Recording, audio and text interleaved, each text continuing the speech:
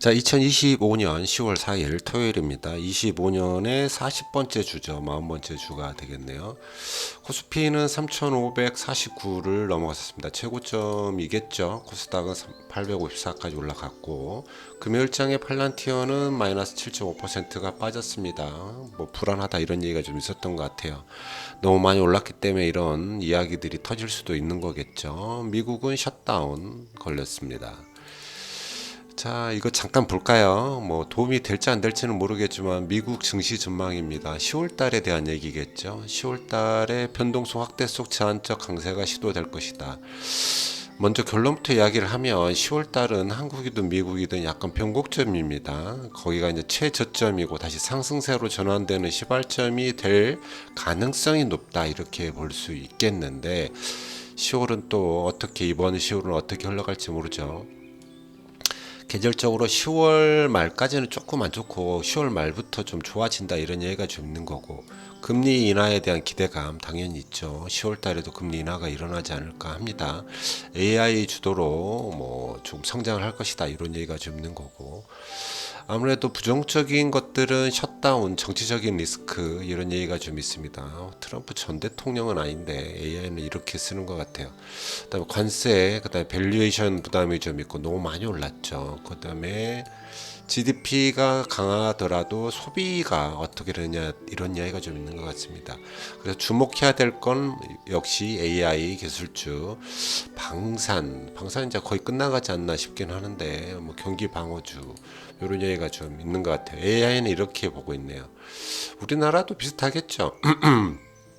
우리나라도 10월부터는 10월 말이 지나면 좀 상승하니까 10월 중순부터는 조금 매수해보는 전략을 취할 수도 있다. 9월이 틀렸기 때문에 10월도 뭐 자신 없습니다만 저는 이제 계획적으로 그렇게 해볼 생각이고 우리나라 이제 실적이죠. 실적에 대한 얘기가 있을 거고 반도체가 지금 계속 좋습니다. 그 다음에 에이펙 등으로 인해서 어떤 정책주가 조금 더 좋아 보일 수도 있겠다 이런 생각을 합니다만 부정 요인으로 이제 환율이 3,500억 달러 이거런 이야기가 있었기 때문에 환율이 계속해서 1,400원대 위로 간다면 외국의 수입이 점점 떨어지겠죠. 그리고 뭐 셧다운, 뭐 관세, 아무튼 트럼프가 좀 문제가 좀 있고요. 국내 경기는 어떻게 될지 추석 지나면 좀 살아날지 이런 것들이 좀 신경 쓰입니다. 반도체 굉장히 좋을 거고요. 디스플레이도 신경을 좀 써야 되나요? 상상을 좀 못하고 있었습니다. 조선 방사는 그냥 끼워놓은 것 같고 에이픽 관련해서 뭐 화장품, 유통, 호텔, 레저, 중국 관련주들이 좀 있을 거다. 여기에 제 개인적으로는 뭐 건설, 뭐 재건 이런 쪽에 관련주도 좀 괜찮지 않을까 이런 생각도 해보게 됩니다. 자, 이 정도 하고 늘 하던 거 할까요? PMI가 나왔습니다. PMI는 예측보다는 조금 더 잘 나왔다. 그래서 경기는 좋아지는 거 아닌가 이런 생각을 하게 되는 거고요. 10월 2일 목요일 날 우리 증시가 마감을 했었는데요. 3,549. 뭐 이런 정도는 뭐 최고점 찍었다 이렇게 받아들일 수도 있지만 외국인들이 3조를 넘게 샀고요. 개인이 3조를 넘게 팔았습니다. 하루에 그랬죠. 그래서 일주일 동안을 봤을 때 외국인들이 코스피는 좀 많이 샀습니다. 그리고 코스닥은 사모펀드가 좀 많이 샀네요. 뭐좀 의외죠. 어찌 됐든 코스피는 급상승하는 뭐 조정을 받을 거라고 생각했지만 다시 상승하고 이래서 최고점을 찍어내고 말았습니다. 정말 이렇게 가면 이제 4천, 5천 가는 게 결코 허황된 생각만은 아닐 수도 있겠다. 물론 조정을 받겠지만 지금 추세라면 충분히 더 들고 있어 보는 게 낫다라고 생각을 하는 거죠. 코스닥도 꿈틀거리긴 했지만 코스피보다는 좀 약했습니다. 결국에는 10월 말부터는 코스닥의 시간이어야지만 되는데 조금 약하다. 어떤 추세선을 돌파를 했기 때문에 좀 강해지지 않을까 싶었지만 급하게 꼬라박고 다시 추세선을 이탈해서 상승하려는 모습을 보여주고 있다. 코스닥도 잘 지켜봐야겠다 이런 생각을 하게 되네요. 자, 삼성전자입니다. 삼성전자 멋지죠? 굉장히 큰 구덩이를 하나 파면서 전고점을 돌파하는 모습, 이런 모습을 보여주고 있습니다. 지금 PBR이 이제 1.48까지 올라왔고요. 우리가 PBR 밴드 1 근처에서 어떤 매수를 중점적으로 했기 때문에 지금쯤 수익률이 꽤들 높아 있을 거라고 생각을 합니다. 외국인들은 계속해서 매수를 하고 있죠. 금요일이 아니고 목요일장에 거의 어마어마한 금액을 삼성전자를 샀습니다. 개인들이 많이 팔았다는 얘기죠. 그래서 다음 주에는 또 변동성이 좀 생길 수도 있겠지만 삼성전자는 계속해서 상승할 수 있는 조건을 갖추고 있다. 계속해서 홀드해서 들고 가는 그런 정책 전략을 사용을 해야지만 되겠고, 정고점에 도달한다면 또 다시 약간은 저항이 되지 않겠나. 그때는 일부 또 매도를 하는 전략을 취했다가 다시 매수를 하는 전략으로 가야지만 되겠죠. 지금 외국인 지분율은 51.64%입니다. 자, 아시아 증시도 다 좋았어요. 아시아 증시도 니케이도 좋았고 상해도 좋았고 항생도 좋았습니다. 뭐 금요일장 뭐 9월 30일에 마감된 것도 있고 그러던데, 아무튼 아시아 증시는 괜찮다. 그리고 일본 엔환율이 조금은 상승을 했습니다. 일본 어떤 시국이 좀 있죠. 정치적인 사건들이 좀 있다 보니까 이런 게 좀 터지나 이렇게 생각을 좀 하고 있습니다. 올랐으면 좋겠죠, 저는. 자, 미국장에서는 다우, 나스닥, S&P 상승했습니다. 나스닥은 좀 하락을 했고, 자, 후반에 빠진 거는 아무래도 좀 팔란티아 영향이 좀 있는 건가. 뭐 베이존스가 지금은 버블 가능성 있다 뭐 이런 얘기를 해서 그렇다는 아침 유튜브 영상 잠깐 봤던 것 같은데, 많이 올랐으니까 그러는 거라고 생각을 합니다. 하지만 주봉으로 봤을 때 아직도 갱소에서 상승하는 모습을 보여주고 있다. 이번 주도 역시 최고점을 찍어낸 3대 지수 모두 그런 한 주였습니다. 비트코인, 이더리움, 리플 같은 경우에도 미국 셧다운의 이야기가 터지면서 급상승하는 모습을 좀 보여주고 있죠. 지금 뭐 모든 자산군들이 다 올라가고 있기 때문에 정말로 버블인가 하는 생각이 들고 있기는 합니다. 그래도 좀 더 즐겨야죠. 제가 지금 너무 파티장을 일찍 빠져나온 그런 경험이 최근에 포트폴리오 전략에 있었기 때문에 가급적 버틸 수 있는데 버텼다가 파티장을 나가는 쪽으로 해보겠습니다. 자, 코인은 지금 뭐 상승할 수 있는 구간인가 보다 이렇게 생각을 하시면 되겠고요. 금현물도 5,000달러 간다라는 이런 이야기들이 좀 있습니다. 지금 3,886달러인데요. 계속해서 상승하는 이런 모습들이 좀 보이죠. 금현물이 빠질 만한 특별한 조건이 없어요. 누군가가 굉장히 단기적인 수익 실현을 위해서 내다 팔면 모를까? 뭐 달러가 약해져도 금연물이고, 주식시장이 안 좋아져도 금연물이고, 경기가 안 좋아져도 금연물일 테니 지금으로서 금연물이 최소 횡보 그리고 상향 요렇게 보는 게 맞을 것 같고, 저희는 이 근처에서 3,500불을 돌파했을 때 사는 게 좋겠다라는 표현을 여러 번 드렸었던 것 같습니다. 1년 동안 지금 46.35%, 일주에 3.37% 상승했죠.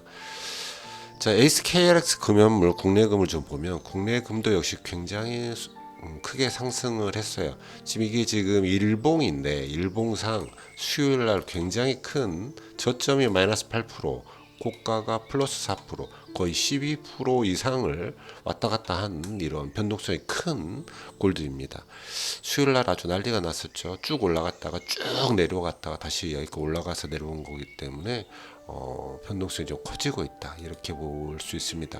김치 프리미엄이 좀 해소가 된 건가 이렇게 볼 수도 있는 거겠죠. 이게 우리 같은 경우에는 다시 24,000원 정도를 찍고 올라갈 생각으로 바라보는 게 좋지 않겠나. 이제는 사기가 좀 힘들죠. 들고 계신 분들만 즐기는 걸로. 자, 환율은 1407.45, 1400원을 넘어간다는 건 별로 우리나라 증시에는 별로 안 좋습니다. 그리고 올라가는 게 별로 좋지는 않죠. 이렇게 되는 게 이제 3,500억 달러 현물 내라, 현금으로 내라 이런 얘기가 좀 있다고 하는 거겠죠. 이러면 또 이제 외환 위기가 올 수도 있기 때문에 수합부 해달라, 미국은 못 해주겠다, 이런 이야기들이 자꾸 퍼지면서 환율이 요 정도 되는 건가 이런 생각을 좀 해보게 됩니다. 저같이 잘 모르는 사람들은 일단 정책이 안정이 될 때까지는 뭐 좀 올라가거나 형보할 수 있겠다 이런 식으로 쳐다보고 있는 게 좋겠습니다. 환율이 떨어지면 증시는 더 좋아질 거예요. 자, 달러 인덱스는 미국이 좀 불안불안하니까 셧다운 당하고 불안불안하니까 소폭 하락했다라고 보입니다. 이게 빨리 해결되지 않는 이상엔 조금 더 하락할 수 있겠죠. 금리 인하가 시작이 돼도 조금 더 인덱스는 떨어질 것 같다. 96 정도 제가 본다고 말씀드렸잖아요. 저의 기준에서 한 96 수준이 가장 안정적인 시기였던 것 같습니다. 자, WTI도 굉장히 많이 빠졌습니다. 일주일 동안 7%, 7.36% 빠졌고 올해만 16.80% 빠졌죠. 오펙이 증산을 한다는 이야기가 있어요. 돈을 벌어야 되니까 많은 곳에서 전쟁도 끝나가려는 것 같고 많은 곳에서 원유를 생산을 해내다 보니 증산을 하려고 하는 그런 기조가 보이면서 WTI가 좀 많이 하락했다. 자, 국채 금리 역시 미국 채권 역시 많이 좀 조금은 하락한 그런 모습을 보여줍니다. 2년 채권 역시 하락을 했죠. 10월 달에도 역시 하락 금리 인하가 있지 않을까 하는 그런 생각인 거겠죠. 장단기 금리 차는 여전한 수준. 그리고 공고 탐욕 지수는 크게 변동이 없이 쭉 몇 주째 이렇게 횡보를 하고 있는 모습입니다. 아직은 조금은 눈치를 보고 있다라는 게 맞는 표현이라고 생각이 됩니다. 언젠가 한번 또 위아래로 붕 치겠지만 지금은 횡보하는 구간인가 보다 이렇게 보시면 되겠고, 그래도 투자자들은 시장을 좀 낙관론으로 보고 있고 빅스 지수는 소폭은 상승하는 모습, V 코스피 역시 소폭 상승한 그런 모습입니다. 구리는 경기 선행인 구리는 계속해서 높아지고 있어요. 그래서 당분간은 경기가 훅 가라앉거나 주식 시장이 훅 갑자기 가라앉기는 좀 쉽지 않겠다 이렇게 쳐다보죠. 물론 이제 이런 원자재들이 많이 뛴다는 건 경기에 매우 불안한 요소이긴 합니다만 아직은 좀 더 즐기는 게 낫겠다. 계속 말씀드리지만 파티장을 너무 빨리 떠나진 말자. 자, 전략 계좌는 28%, 그리고 지금 그 픽4 같은 경우에만 해도 대형주, 미국 대형주가 지금 거의 30% 가까이 됐죠. 물론 일본 주식이 섞였기 때문에 이 계좌 자체의 YTD는 별로 높지 않지만 매그니피센트 7 중에 4개만 들고 있어도 이 정도가 되는 것 같다. 이렇게 보시면 되겠고, 네이버가 굉장히 많이 올라서 삼성전자까지 좀 올랐고요. 파리가 요새 조금은 상승하는 듯한 명품주들이요, 상승하는 듯한 그런 모습을 보이고 있습니다. 포트폴리오 전략은 너무 일찍 우리가 파티장을 떠나서 지금은 좀 본의 아니게 역으로 손해를 보는 그런 느낌이 좀 들고 있다. 지수만을 투자하는 전략도 올해는 꽤 괜찮게 흘러가고 있다. 이렇게 보겠습니다. 젠포트도 올해 소형주 역시 좀 오래 들고 있으면 나름 괜찮은 성과를 보여주고 있다. 이렇게 보이네요. 그래서 차트를 좀 보면 골드 굉장히 많이 상승하고 있고 젠포트가 어느덧 거의 바닥이었던 젠포트가 굉장히 많이 올라온 모습, 제 전략 자산도 역시 꽤 많이 상승한 모습을 보여주고 있습니다. 제 계좌를 좀 보면 투자 관련해서는 계속해서 좋지 않은 모습을 보이지만 다른 부위들은 괜찮게 계좌들이 좀 상승을 해가고 있습니다. 그래서 이 저번주랑 비교했을 때 자산이 살짝 소폭 상승했고 다중 평균도 상승한 모습들이 보이죠. 전체 전략이 전부 다 양전했다라는 것도 기분 좋은 일이겠네요. 자, 오늘은 여기까지 하겠습니다.